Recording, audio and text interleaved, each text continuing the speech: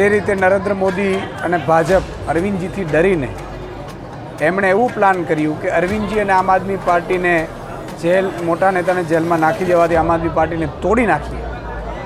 એમાંથી આગળ સરકારો પાડી દઈએ, પણ એ મનસૂબા ઉપર પાણી ફરી ગયું છે। આજે અરવિંદજીના જેલમાં જવાથી અરવિંદજી વિશ્વના નેતા બની ગયા છે અને આમ આદમી પાર્ટીના એક કાર્યકર્તા અને દેશમાંથી આમ આદમી પાર્ટી વગર પણ જે પાર્ટીમાં નથી એવા લોકો પણ અત્યારે અરવિંદજીને સમર્થન આપી રહ્યા છે અને આજે દેશભરમાં એક દિવસીય પ્રતિક ઉપવાસનું આયોજન કરવામાં આવ્યું છે, જેના ભાગરૂપે ગુજરાતમાં પણ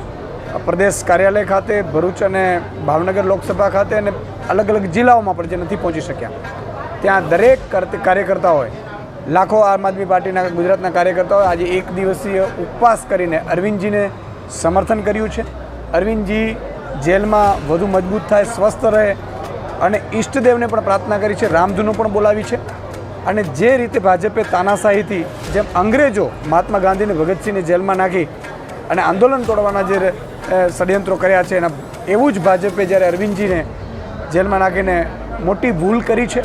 અને આનું પરિણામ જનતા આપશે। ભરૂચ અને લોકસભામાં,